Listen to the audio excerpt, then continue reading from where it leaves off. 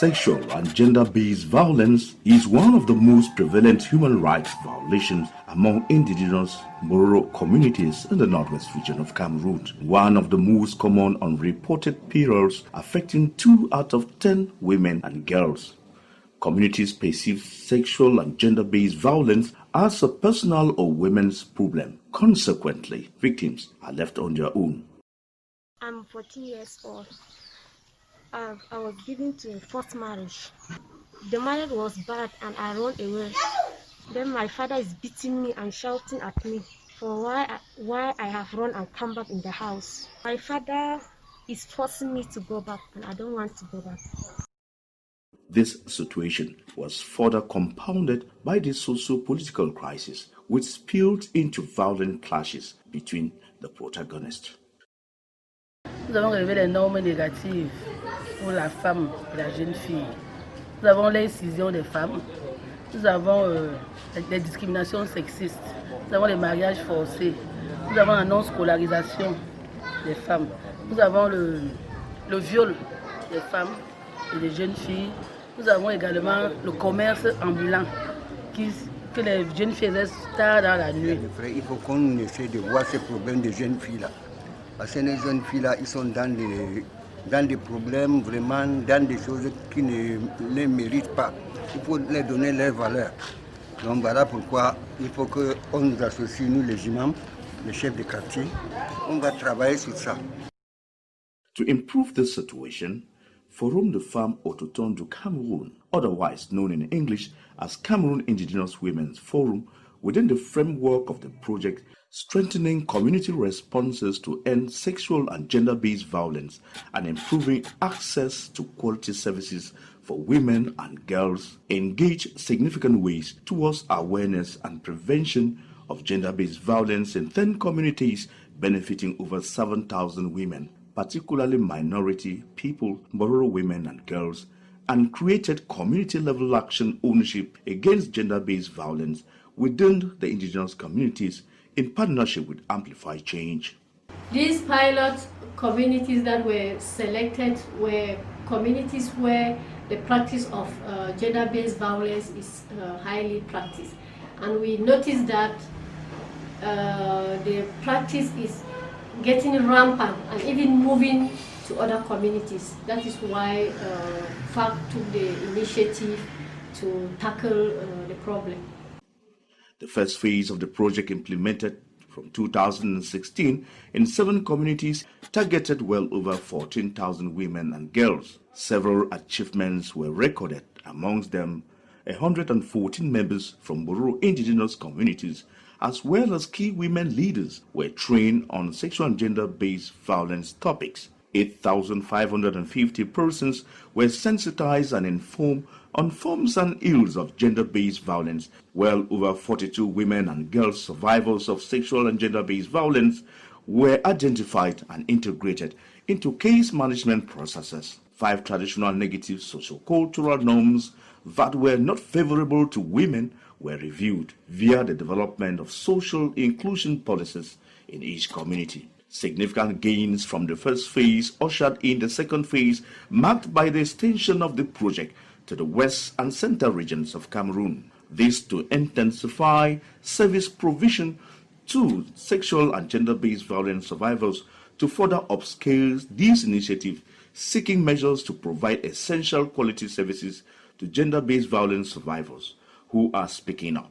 Decrease in stigma and discrimination through increased engagement of traditional authorities and local decentralized government services in playing their role in preventing gender-based violence, promote gender-inclusive and gender justice. Reduction in threats and incidents of gender-based violence on women and girls alongside childbirth and forced marriages provided temporary psychosocial support to victims. Essential case management services, be it psychosocial or medical, supporting rehabilitation and reintegration of Bororo adolescent girls and women, survivors of gender-based violence, through access to income-generating activities, thereby reducing their vulnerability to economic-related violence and abuses. This is through the provision of basic economic startup kits, sales of foodstuff, provisions, tailoring, restaurant, firewood, fish roasting, rearing of table birds, call box operators, etc. were engaged. I don't give it 3 sewing machine, all materials, sewing materials and thread, even zip and working towards them. The pay we workshop for 6 months. Fact and amplify change. Help me, I say, go change for our life.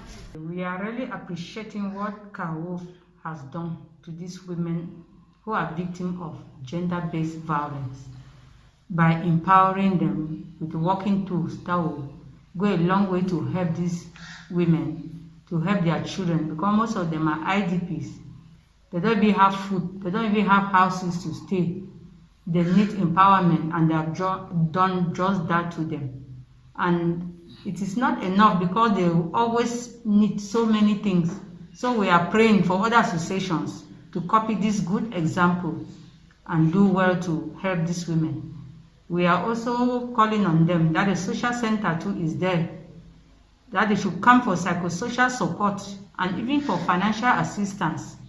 At least 2,000 Bororo indigenous women, 5,000 other community members, 200 key influence, traditional leaders, administrative, judicial and religious authorities, council and social welfare, women empowerment centers, media were all in position of the legal framework to stop the practice and punish perpetrators, supported by the development of inclusive policies that challenges stigma, discrimination, attitudes and law via the legal system, focus of curbing incidences and threats of sexual and gender-based victims.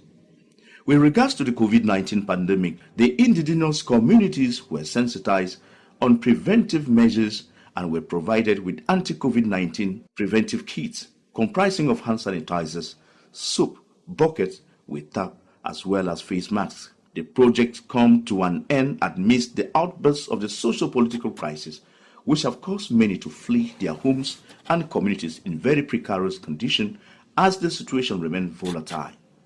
This posed a series of challenges ranging from the difficulty in accessing secured areas, poor roads, far-off distances between internally displaced settlements, exorbitant cost of transportation as some areas could be reached only on foot, poor telephone network signals, and many others.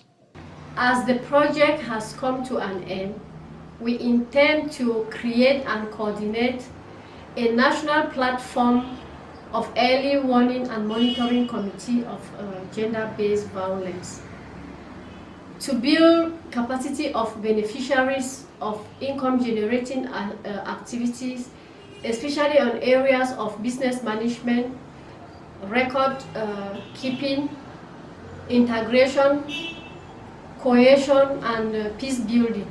We acknowledge the fruitful partnership with Amplify Change, which has improved a lot at the level of FFAC and improved living conditions in the different communities where the project was implemented. A lot has been achieved in the course of the project. People are now aware and are taking up active role in the fight against gender-based violence. Acquiring justice for victims of gender-based violence has been facilitated, while the livelihood has been impacted by economic activities. They don't encourage me to get a restaurant or be able to feed my 4 kids a day. Bororo woman, they will be done really suffer. They will be done see say like the suffer one finish today. At the time I go say best next year like now, I'll get my house where I go sit down inside because now so at the rent house where you not get door. The gender-based violence monitoring and early warning functional communities in various communities remain an indispensable asset.